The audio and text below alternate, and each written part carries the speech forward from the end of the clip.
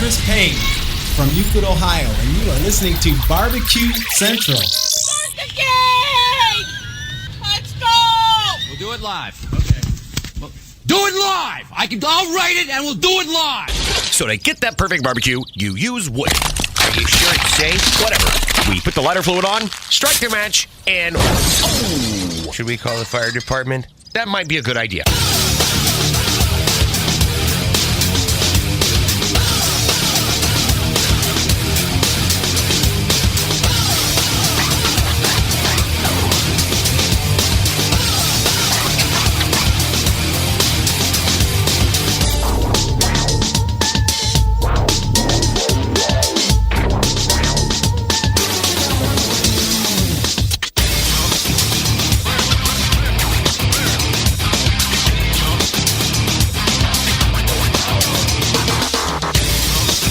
Good evening and welcome to the really big Barbecue Central show. This is the show that talks about all things that are important in the world of barbecue and grilling. This show, originating from the Rock and Roll Hall of Fame city, Bomb City, USA, Cleveland, Ohio, the barbecue capital of the North Coast. I am your program host, Greg Rempe. Happy to have you aboard here on your Tuesday evenings, the live fire fun and frivolity show. If you would like to get in contact with the show this evening, or you would like to follow the show during off-show hours, here's how you do all that. You can get in touch with the show by sending an email to Greg at bbqcentralshow.com. Follow us on all the social media channels at BBQ Central Show. And be sure to subscribe to the show podcast feed on your favorite podcast platform. Anything else you want to find out about the show can be found at the main website, thebbqcentralshow.com. And here's what's happening in case you get the newsletter coming up in about 12 minutes from now. Somebody that you will see next week, the longest-running embedded correspondent, hailing, of course, from the great state of Texas, who is shivering in their boots because it is so cold, and perhaps an inch of snow was dropped. Oh, heaven forbid, an inch of snow. Get that big stuff out of here. Who also is the host of his own podcast, the Baseball and BBQ podcast, or barbecue, depending on how you say it. He is also a Barbecue Central Show's guest Hall of Famer. It is our pal Doug Scheiding pulling an extra week of duty after spending week, or this past weekend down in, is it Mississippi? I think it's Mississippi, at the Shed Barbecue event. There was also, I guess, what was the National Barbecue Association's annual conference. The Awards of Excellence. Doug has a line of 3 rubs that he's currently out, very proud of, selling highly awarded rubs. Not only is he a world championship pitmaster, but those rubs doing pretty well themselves on their own or as a trio. So we'll get to Doug and see how the rubs fared in competition, what his takeaways were for the weekend, and all that fun stuff. And then we'll move to 35 past the first hour, where we find our pal, the business expert of the Barbecue Central show and of the live fire industry in general, Wes Wright from cookoutnews.com. So the last time Wes was on, Weber making big news. This time in January, as Wes is on, as we get ready to close the month of January, Weber making big news. Also, Traeger making some big news. Also, some other big news as well, some other manufacturers. New year, new grills, and we're going to talk all about it, especially after getting a little bit of a insight from our pal Meathead over at AmazingRibs.com as he was at that release party last week in Chicago. If you missed the show, go back to the second hour's podcast feed from the 14th.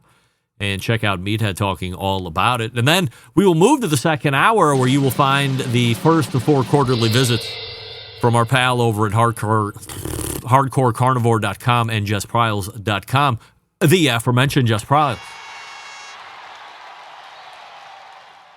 Something new to mention, if you're not following her on social media, it might be breaking news to you, but it's not breaking news. Central Not show? breaking news to most of us that follow her. There's also a trip that she recently took last month that I would like to get a recap on because it's one of Sam the Cooking Guy's favorite place. So would like to do a bit of a compare-contrast as far as that's concerned. And then we'll also talk about the ever-popular, never-fading in controversy, the post that if you make it will easily be the most engaged post you ever make in your entire social media life, the washing of chicken and if you should do it or not.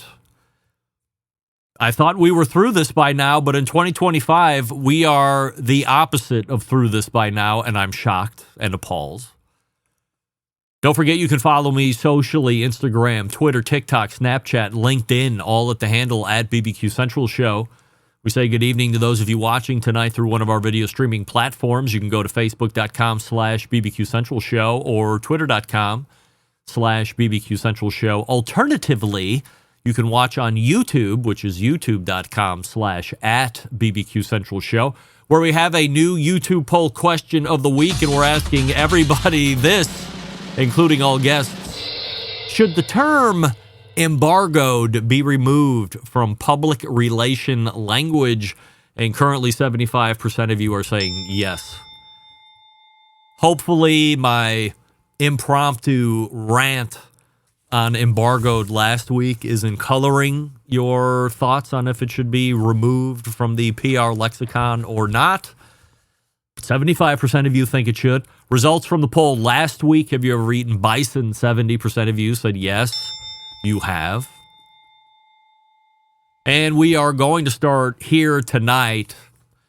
Look, at this point, it's a foregone conclusion that when Robert Moss is on the show, he's going to make us all smarter, if not a lot smarter, than when he leaves the segment that he started. I got a load of emails in reaction to a segment last week when we talked about the disappearing of restaurant reviews across the country. Now, I don't recall the last time I searched for a review from a quote-unquote critic. Usually, I'm going to Google, searching the restaurant I think I want to go to, and then I read the latest reviews from that particular establishment, and then I make my decisions from there. And even then, I'll read some bad reviews. If the majority of them recently are good, I will roll the dice, go ahead anyway. Although the last few times I've been somewhere, the negative items that were mentioned, and they weren't huge deal breakers, have actually come to fruition when I've been to those establishments. But that's just my experience.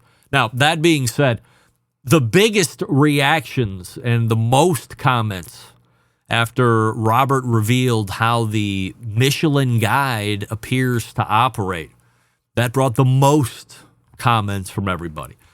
I, along with obviously the majority of you, had no idea that you can basically buy your way into the Michelin Guide.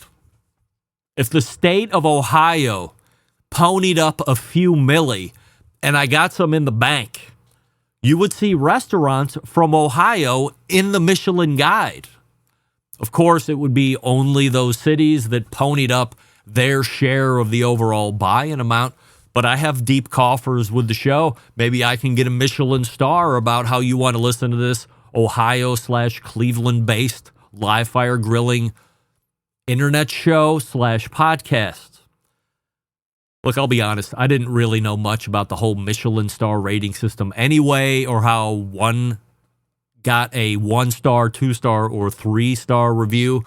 I didn't even know there were 3 stars. I thought there were actually more than 3 stars, but it appears that 3 is the top rating. After the segment last week with Dr. Moss, whatever perceived value I might have placed on that Michelin star has certainly gone away.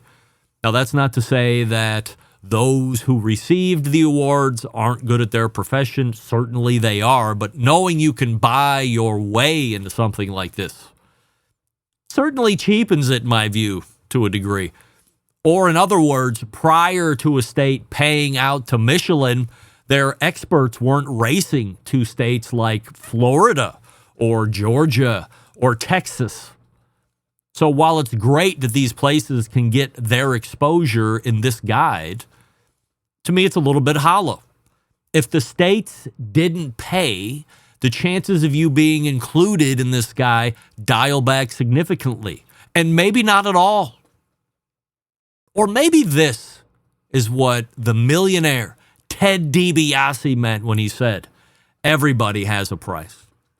Your thoughts and your reactions, please send to me, Greg, at thebbqcentralshow.com, or you can react to me on social media if you get it in podcast form. And we are ready to go. Doug Scheiding is locked and loaded in the green room. Before we get to him, it's Pits and Spits. It's Pits and Spits. Gang, if you're serious about your grilling game, then you need to check out the latest from Pits and Spits. They have launched 2 game-changing products to take your outdoor cooking to the next level. Let's kick things off with the Pits and Spits griddle. The gas griddle combines the power of a traditional grill with the versatile flat-top griddle. Engineered with precision, crafted from top-quality materials, the versatile griddle is set to revolutionize your outdoor cooking experience. Constructed of 304 marine-grade stainless steel, fully welded design, the griddle comes with 4 burners to accurately manage your heat zones and gets blisteringly hot up to 80,000 BTUs. Made with that Pits and Spits signature quality, the griddle designed to last for generations. Now, for those of you building your ultimate outdoor kitchen, you have to check out that built-in grill. Designed for discerning grill masters who demand top-tier performance, this grill, the centerpiece for any serious outdoor kitchen.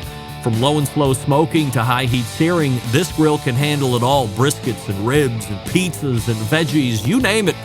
This grill can cook it. And with Pits and Spits' legendary craftsmanship, you can be confident it's built to last. With stainless steel construction and a design that's reliable as it is versatile. So if you're ready to take that cooking game to the next level, head on over to pitsandspits.com/BBQ Central and use promo code BBQ Central for a free spice pack with orders over $500 or more. If you're going to get that griddle/grill combo or the new built-in pellet grill, you are easily past $500, so just type in BBQ Central at checkout for that free spice pack. Doug Scheiding is next. Stick around, we'll be right back. You're listening to the Barbecue Central Show.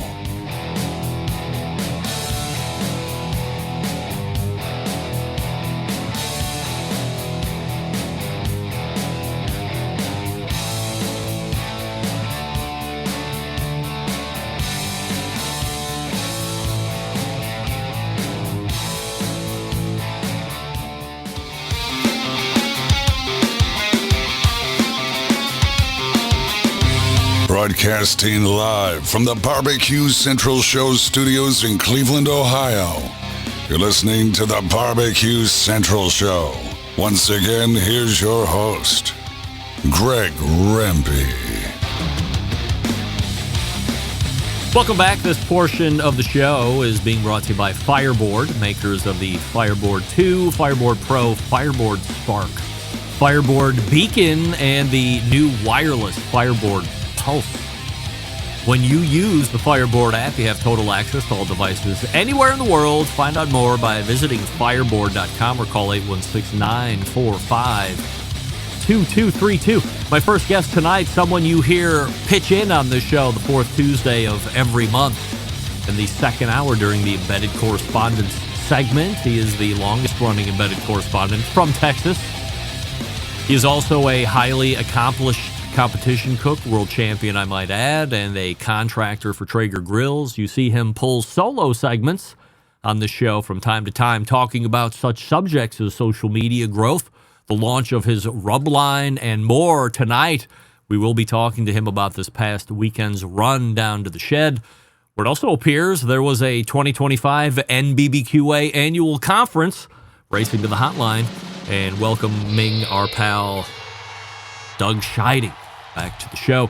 Doug, we have a YouTube poll question of the week that we're asking everybody, including all guests, before we get into the tomfoolery and hijinks of Mississippi. Should the term embargoed be removed from PR language, yes or no? Yes. 86% of the YouTube voting public agreeing with you and agreeing with me that indeed it should be removed from PR language. All right, Doug, your thoughts before we talk about the Shed event and Awards of Excellence and all this other stuff. Your thoughts on the new Traeger Woodbridge? Yeah, Woodridge. Yeah. So Didn't I say that?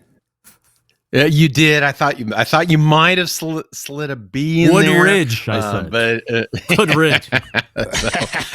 so it for an entry level pellet cooker, it is built like a tank. Love the new redesign of the. Actually, it seems like a minor thing, but the lower pellet hopper is actually very nice for storing things because the other ones are a little higher. It has the Wi-Fi capability. Heck, even on the low-end machine, you can get the induction on it if you want as well. And the second shelf, it drives me crazy when pellet grills don't have a usable second shelf. And, it's only a rib width in depth, and this one's actually pretty good. So you can probably get it's probably 4 briskets on this thing. So it's actually pretty good size. All things considered, was this the least anticipated or hyped and or otherwise introduction of something new from Traeger since Jeremy took the reins? Yeah, it was very interesting how they did it in terms of, they had this big announcements that's coming out, and then Daniel Vaughn comes on your show and he's like, well, I can buy one now at Ace Hardware and Home Depot. And so I immediately Googled and I'm like, oh, he's right. There it is. Yeah. So I was actually an alpha tester for this back in January, February. So I've had it for a long time. So it was a long time coming as far as I was concerned. Let's talk last weekend, a few different topics to discuss, of course. And the one I'm going to lead with is how NBBQA couples in with all of this. So just to set a little bit of a stage, for as long as I've ever known or been around NBBQA, they have had a big annual conference, usually called IM Barbecue, and whatever year you're in. It's been in Fort Worth. It's been a number of other places. I think it was in Nashville one year. It was up in Louisville. Kansas City, maybe. Kansas City, yeah. Something like that. So it had traveled around, made some circuit loops, if you will. Always seemed to find its way back to Fort Worth. And last year, I had Cal Phelps on, who now privately owns NBBQA out of its nonprofit center, as it had operated for as long as I had known it until Cal and his wife bought it. They had some type of big event out in Florida somewhere. He wasn't overly ecstatic about the venue, looking in the rearview mirror after the whole thing transpired. And then all of a sudden I hear there's going to be a mini NBBQA conference from a few folks that were also going to be attending the big event down in the Shed. Now, the Shed always has, or they have had this event for a number of years where it's, I don't know if it's a barbecue contest, but it's definitely a big steak cooking contest. They call it the Showdown. Yeah, Shed Showdown. So big steak cooking contest. Yeah. You have that drink Bloody Mary contest that they've had. The down Bloody there, Mary. The whole thing. I mean, you know me and Bloody Marys, especially down at the Shed. So was this, in your estimation, the NBBQA annual conference? Did that take place this past weekend? No, I think it was. They called it a mini conference, so it was a one day event, and I think it was primarily because they had the Awards of Excellence, rather than just announcing and putting it in barbecue news. They decided to couple it with event, and then they also had an SCA event. So the conference was on Thursday, SCA steak with the awards dinner Thursday night, SCA event Friday, and then they had another SCA event on Saturday, coupled along with the Shed Showdown. And so it was actually pretty well attended. There were almost 70 attendees at the conference. So I thought that was pretty good, given, it was kind of a late notice, I think, so for people being there. But it was great to see a bunch of people. And I went to the one in Fort Worth, and that was okay. in my view, just because it was a lot of restaurant oriented type stuff. This was a little more competition. Obviously, with my rubs and things like that, there was talk of rubs and things like that. So the material actually was more interesting to me, and I thought it was a valuable use of my day. Has there been any talk about when the real conference is going to be happening? I didn't ask anybody that. I did ask Janet and Kel, who, by the way, I think they resurrected MBBQA from the deathbed. I mean, I think it was going downhill, and when they purchased it, I was like, yeah, that's not going to last very long. They have put new energy in it. I did. I dropped my membership. I'm like, I'm not going to be a member of that. So, but I actually think they have done one hell of a job to put energy into the life in BBQA. Like what is, I haven't heard squat about it since I had Cal on, which is probably a year ago. I never hear any mention of it. I see no social media posting. I see nobody giving it shit. Nothing. So what's this energy? Let's see. Last year I saw it. They had a conference here in San Antonio. And then on that Saturday, I didn't go to the conference because I'm like, it's, the material's not much interest to me. But they had that outdoor event with Al Fragoni. Yep. And that was well attended. And they had a monsoon through there. And like this event, they had a steak cook-off event that was there. Of course, Boar's Night Out won that one, but like they do many. But it just had a lot more energy. And then when I was in Memphis in May at Smoke Slam, MBBQA had a whole outdoor area again with Al Fragoni. Chef Ray Sheehan was giving demos. And so they had demos going throughout the day. So they had their own little compound area there in the same, somewhat in the same way that Home Depot had it at Memphis in May. Do you still think and that then this event? Do you still think that this organization is more for folks in the barbecue and grilling business and perhaps tipping more towards restaurants like it has in the past, or are they trying to shift the concept? I think they're trying to shift the concept. One of the gentlemen, and maybe it was more relatable to me with the rubs and that sort of thing. So I mean, one of the gentlemen had some barbecue rubs and things, and he talked about making selling revenue of $1 million, but he lost $58,000 that year. So it was really the business of P&Ls and net profit and getting into some of the details that people think, oh yeah, I'm going to make $1 million. Well, he made $1 million, but he lost 58,000 cash that year. And so then they had some panel discussions. My two favorite presentation was one by Carrie Bringle, Yep. Peg Leg Porker.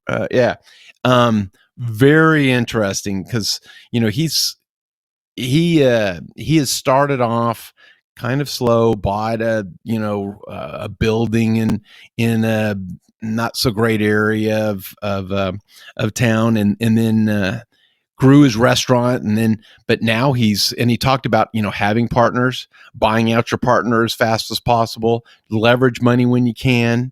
Now he's in the airport there. I think he's in Nashville, right? Yeah. So he's in the airport, and then how he got about, doing this bourbon business and stuff. Mm-hmm. And so he's dreaming big, he wants to develop $100 million empire, but he goes, if I don't think I'm going to have that, I'll never have it.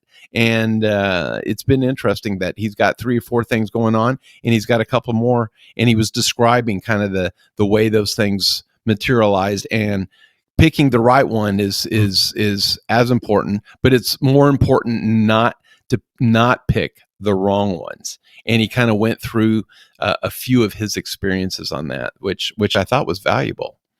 You try any of the bourbon? No, he didn't bring any, of course. What? Yeah. It's only the best, voted the best bourbon in the world. Right. But, no, he didn't.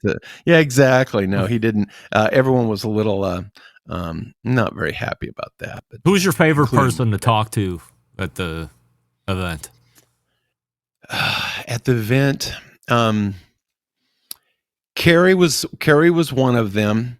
Actually, there was a lady, Claire Lower is her name, and she's the digital editor for Milk Street. Yeah. And if you haven't heard of Milk Street, yeah, Chris Kimball. Yep. Yeah. So she is now, her presentation, I'm like, oh, she doesn't know a lot about barbecue. She was great on the social media and really things that, trends that were hot, things that aren't, and very relatable.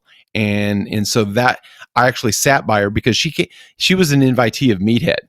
Harry Sue was supposed to come, but he personally wasn't directly affected by the fires in California, but he was out there, helping with OBR and other, other entities that were actually supplying food and things. So, Was Meathead so there? she actually came yeah, Meathead was there. So yeah, Meathead was there, and Claire, he and Claire were kind of tied at the hip going, and they were on the same panel together. So yeah, he also talked about some trends and things like that. But yeah, that was probably the person I didn't think I was going to have interest in, and she was very interesting. Did you talk to Meathead So at I all? can see Did you why say, she- hi, my name is Doug? Nothing?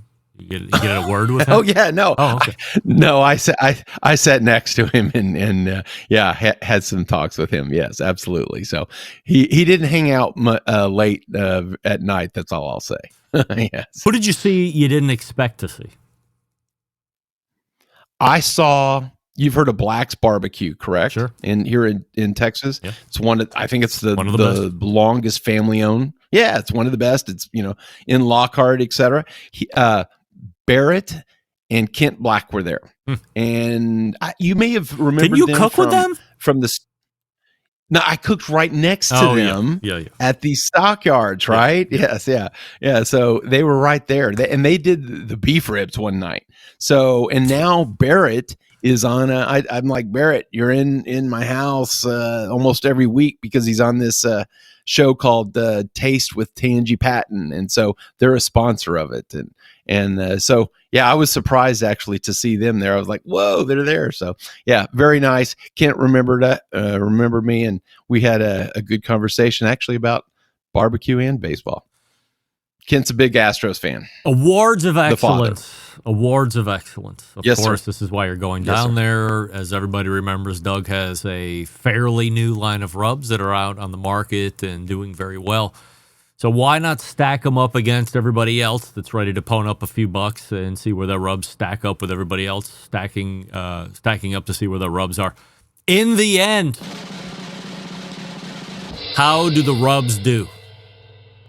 Well, they send you a letter and they say you finished in the top 5. They don't tell you if it's one. There's 6 categories in rubs, and there's other categories, of course. I only entered rubs this year, and I wound up getting. I was hoping for 2, and I got 3. So I got 3 top 5 finishes. So yeah, I got fifth with my brisket rub and seafood. So now all 3 of my rubs, the barbecue news, got 2 seafood, and that's why I'm doing 52 weeks of seafood Sunday, and I did all 3 of them against each other with salmon. But I digress. Third place in my all-purpose seasoning in poultry, which it is very good on chicken. Yes. And then the all-purpose got the second best original barbecue rub. Huh? So,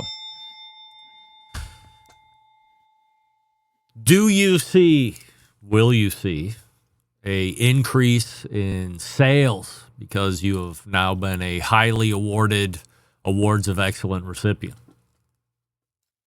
I think that will help. One of the topics Carrie was talking about is building your brand, and in the same way that DivaQ says branding, that's what Carrie says. Carrie says brand.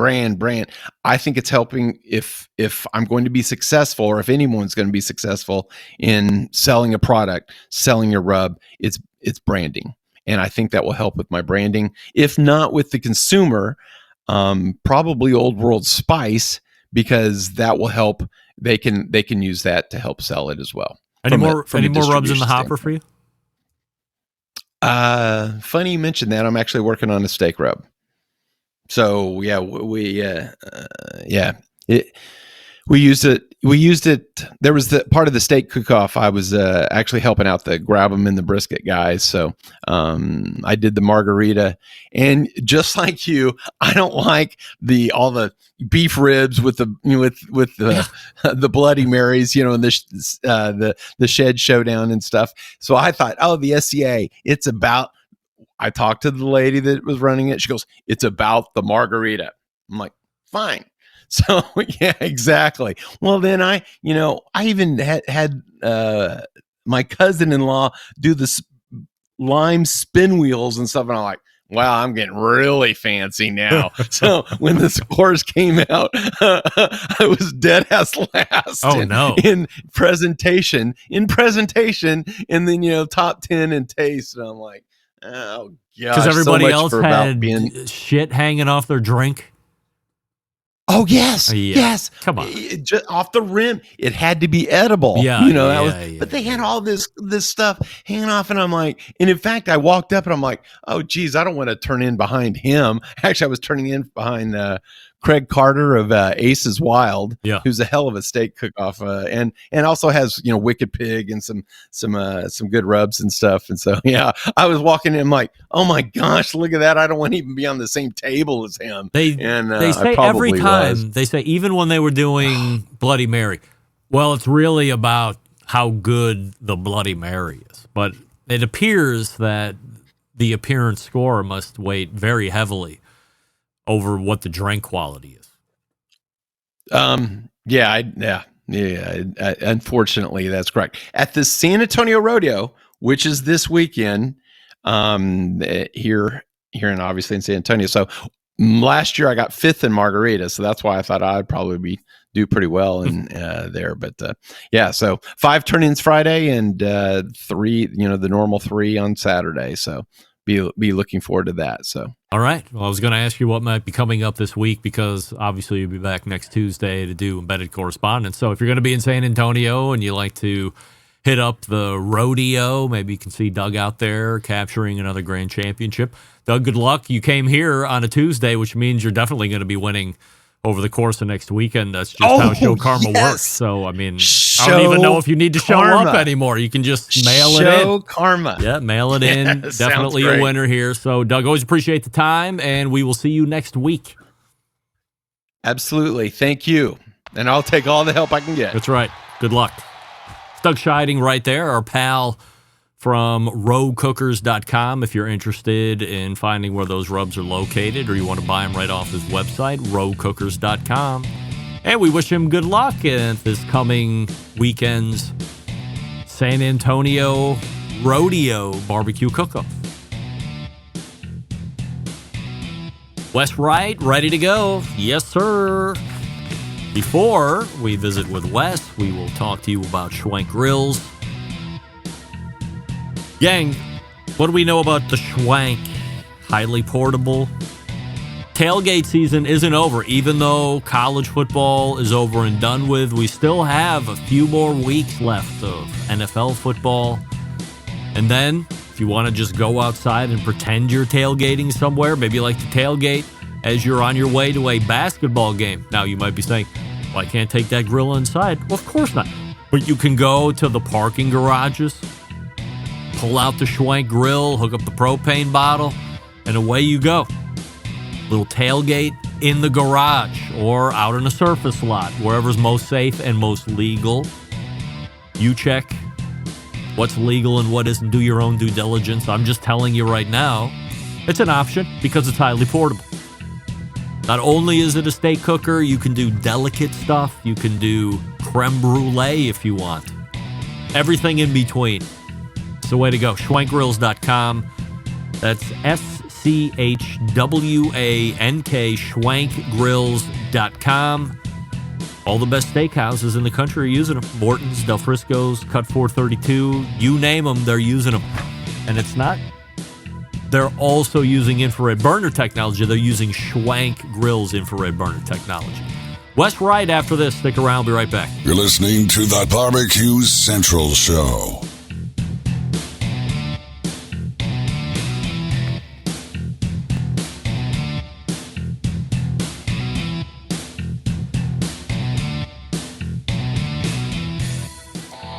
Howard Stern, Jim Rome, Dan Patrick, and Greg Rempe. The Mountain Rushmore of talk show entertainment.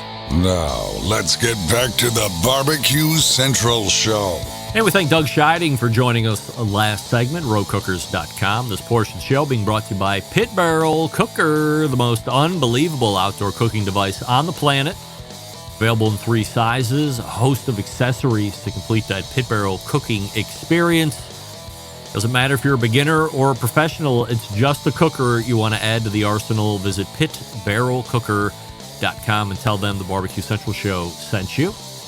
My next guest tonight runs the cookoutnews.com website, and he is here for his first visit of 2025 as we talk about the latest in the live fire barbecue and grilling industry. A multiple-time Barbecue Central Show's Guest Hall of Fame nominee, Wes Wright, joins us on the show. Wes, we have a YouTube poll question of the week that we're asking everybody before we get into some of the business stuff. Should the term embargoed be removed from public relation language? Yes or no? I'm going to go with yes. I think it's kind of a silly term. I get it a lot, obviously, and yeah, it's silly. 77% of the YouTube voting public agreeing with you and me that is a term that needs to be dropped from the PR lexicon, ASAFP. I hate it. I mean, as soon as I see an email that has the term embargoed, delete. I won't even read the rest of it. As soon as it says embargoed, it's deleted. I will fully embargo it and just forget about it going forward. So we started with this topic last month because it was big news, which was Weber and Blackstone, and we lead this month with Weber. Let's start with the business side that carries over from December. Any news on the Blackstone and Weber merger being finalized? Do we have dates or anything like that? I haven't heard anything yet. I still think it's pretty early in the year. They obviously have to figure some stuff out between the two companies, but they also need, it's big enough that they'll need like legal regulatory approval too. So, I think my guess is we'll hear an update as it gets closer, but I wouldn't expect it for another couple months probably. Last week, in a surprise visit, Meathead had shown up just fresh off of an unveiling somewhere in Illinois where Weber is, and they showed smoke and the griddle and the other item that I can't remember right off the top of my head, and the Genesis or the Spirit gas grill. Yeah. And he had mentioned that he thought that while Roger Daly was going to be taking over CEO, where the real rubber meeting the road is whoever is going to be president of said company. Do we know who the president is going to be, or is Roger going to be both CEO and president? I don't think they have a separate president. I thought they just have a CEO role because the guy, Alan Matula, I believe is his name, the guy that's doing it now, he's retiring and he's the top guy. So if Roger's taking over, that makes him the top guy as far as I'm concerned. Last week, as I had mentioned, Meathead talks about what Weber unveils. First, the refreshed Spirit gas grill, their lower level line of gas grills. What do we like about it? Yeah, they actually added quite a few cool features to that grill. That's their entry level, I'll call it that. It's nice, but it's their cheapest grill, and they have the Genesis above that. And then the Summit is their premium grill. They restyled it, of course, but then some of the cool features they added, there's a new ignition on it where it seems like a lot of the industry for gas grills, they're moving to, Weber calls it Snapjet, but other companies call it something else, where rather than igniting the whole burner with your igniter, it ignites almost like a little flamethrower that then ignites the burners. So that's a nice addition for easier starts and just twist and start rather than pressing like a battery button. And then also they added, I think they call them power booster burners, which actually Weber rolled out on their Q Plus that came out, I want to say last year, where you can turn the knob. There's like, you can turn it up to 11, if you will. You turn it like past high into this other region where it's on some of the burners has it, where it's another burner that adds more power for searing. So those are pretty cool features for, their entry level model. Is this different than that sear burner that was on some of the Genesis models then, or was this brought down to the Spirit model? I didn't think this. I don't know. Maybe I'm wrong. I don't remember what's on the Genesis, but I don't remember them having that. There was like a one smaller additional burner that sat in between two, like on the right side. So if you wanted additional heat, is this different?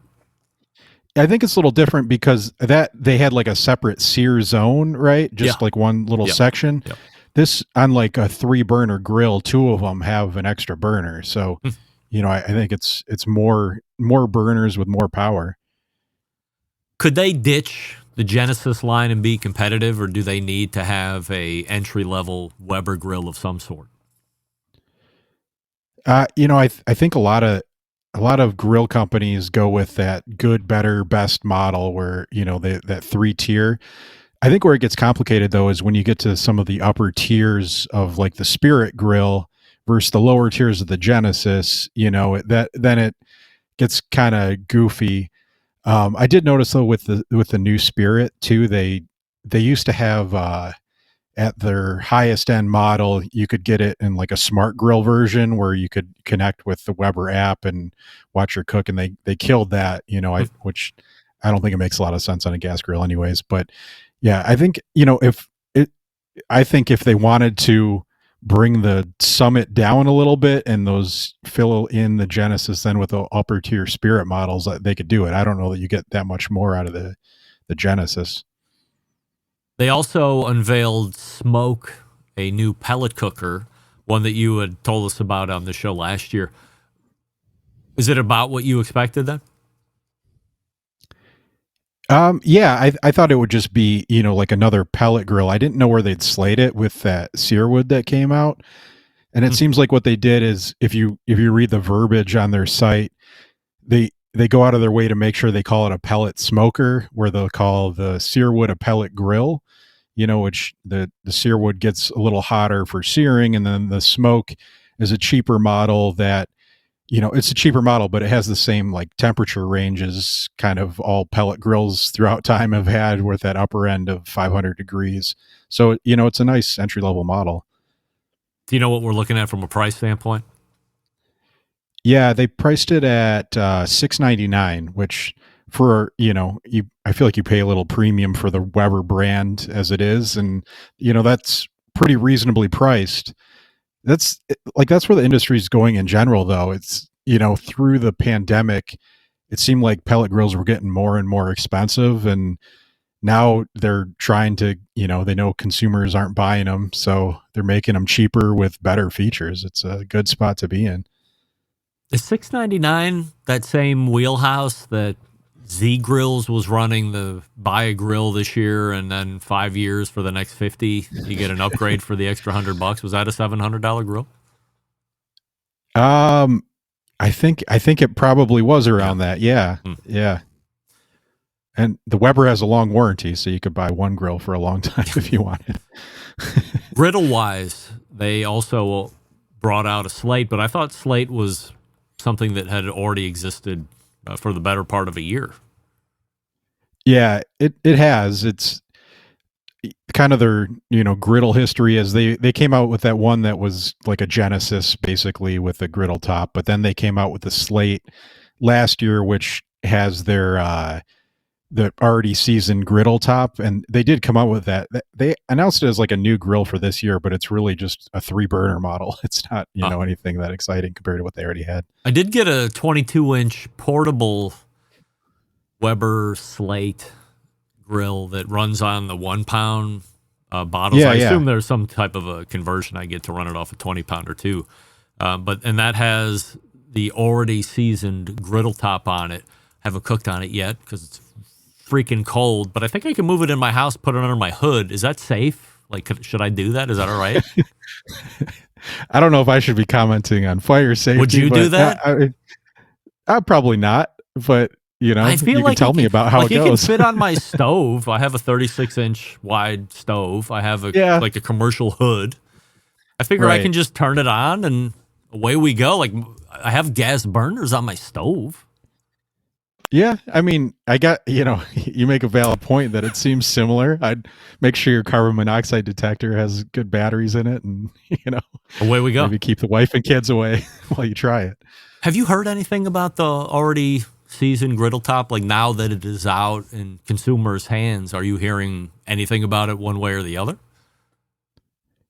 No, I don't. I've never used one. I've seen one and like played with it, but at a store, so I didn't even light it. But I haven't heard anyone, what their thoughts are. I think it's a cool idea because that is a pain when you buy, a new griddle is having to keep it seasoned.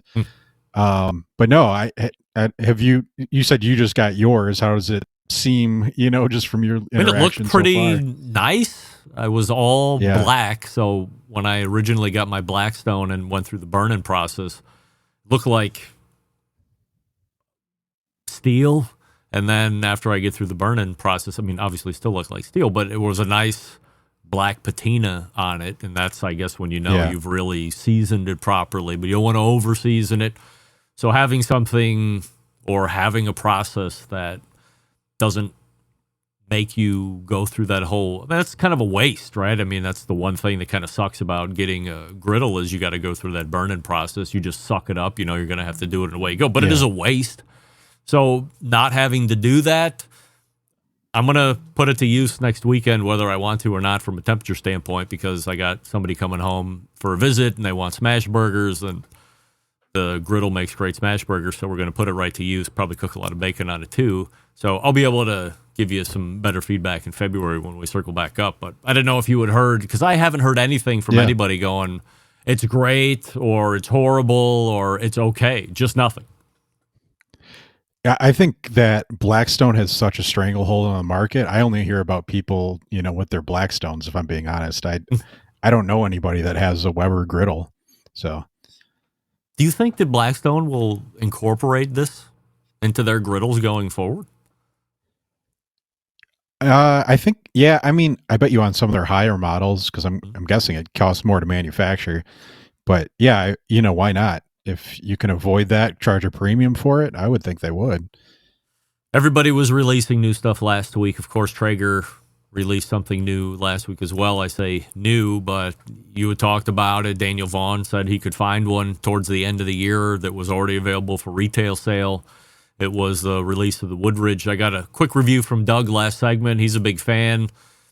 I don't think his association with Traeger necessarily colors his opinion of the grill one way or the other. I think he would give it to us straight. What's your thought on this cooker at the moment?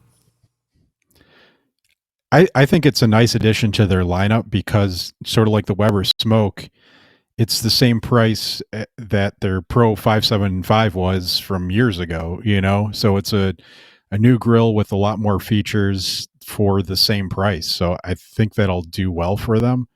It's funny too, because I've, on my website, I'll release a lot of like trademarks that come out, and it's funny to watch that trademark release to grill release, because I saw that trademark come out at like January 23. So just to give people kind of a heads up of, what that life cycle is like. But yeah, I think sort of, like the Spirit model that, starts to get to like, well, why would you buy a Genesis? I noted, like, why buy an Ironwood, their mid-tier model, when for $200-300 cheaper, you could buy the biggest of those new Traegers, and you get more features. You get all, the super smoke that the Ironwood has. And then also, and on top of that, you get a side burner too. There's an infrared side burner on that model. So, I wonder who's going to buy an Ironwood. What's the appeal there? What was the great question I was just going to ask you right at the... Oh, so aesthetically, I think the Woodridge was way better than the Pro model. I'm glad that Traeger... It almost looks like they're standardizing how all of their cookers look, from the most elite cooker from a price standpoint all the way down to whatever these entry-level cookers are. I'm still struggling with entry-level being at $700 or $800. To me, entry-level smells more like a Pit Boss at like $400 or $500. But depending on how they want their brand to look and feel, certainly I understand that.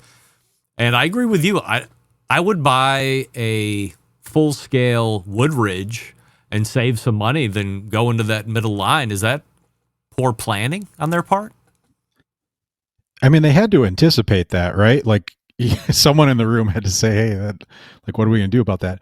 And then even the Timberline, their top of the line model, the entry level Timberline is like $3,300, right? And it's a little smaller, has a lot of the features of the Woodridge, which is $1,000 cheaper. And the Timberline has it has an electric side burner, but it's not infrared. Double wall hood too, probably. Yeah, there's more insulation probably, but for thousands of dollars more, are you buying that? I don't know, but maybe they just feel like they can sell more of these and there's still a premium end. That's kind of their whole thing, though, is they sort of like Weber, they command a premium for their grills, and that's their business model. Is the Woodridge, even at $799, I think there's definitely a market for it to get into that entry level Traeger model. I'm not going to stick up for Traeger, but I am going to stick up for business here, and I would love your take on it as we draw to a close here. I saw a lot of people in a lot of Traeger posts going, hey, I'm pissed.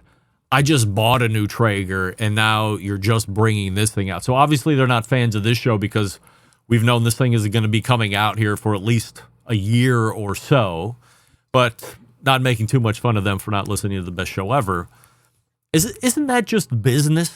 Like, you're going to go out and buy something, you have to commit and buy it, and then really don't look back or even don't look left or right, because in a week or 3 months from now, something new could be coming down the pike, or whatever you just bought discontinued and now the latest model is out. That's just the way business is, right? Yeah, absolutely. Especially because, Traeger is as much a tech company as they are a grill company. So just like when you go to buy a new iPhone or go to buy a new computer, me personally, I Google, is, a new model coming out, because I don't want to buy one and then 2 months later there's a new one, So I guess, that's just part of the game.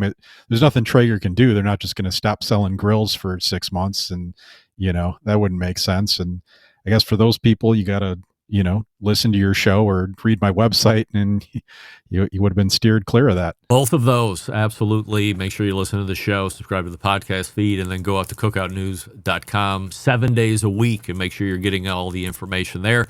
Wes, anything that you're working on that's particularly spicy? A lot more grill releases. There's a new Pit Boss coming out soon that I really like. There's a lot of stuff coming out still, so stay tuned for that. All right, Wes, always appreciate the time, and we'll see you in February. Thanks, Greg. It's Wes Wright.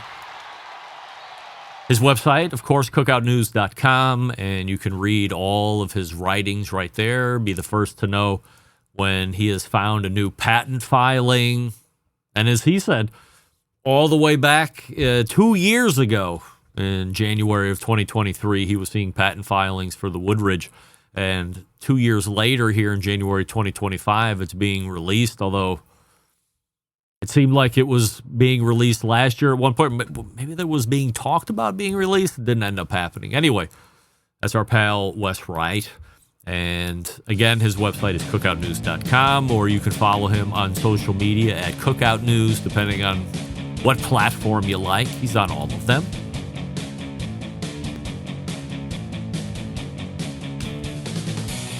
So I'm caught up on that. Oh, I did see a message coming in from Jeff Cohen of the Baseball and Barbecue Podcast, or BBQ, depending on how you say it. Is it cold in the Rock and Roll Hall of Fame city? Hey, everybody! Can I trouble you for a Hoya? Oh, yeah, it's cold. I don't remember the last time I wore a sweater on the show. Maybe never. You can't see it, but just off to the left of me, there is a little mini tower heater as well. Because it is freaking cold. We're going into the ambient negatives starting at 1 a.m.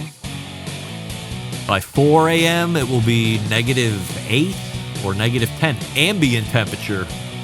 So kick in the wind chill, and we're hovering right in that balmy -30 to -35 as we get ready to go to work tomorrow. So, yes, Jeff, it's cold here, and it's probably making its way to you.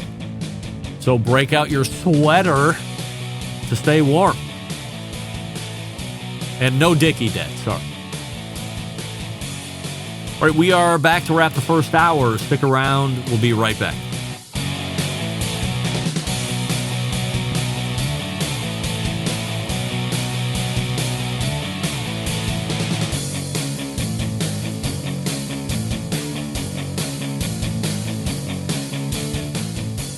Continuing to produce incredibly mediocre content in an exceptionally professional way. You're listening and watching the Barbecue Central Show.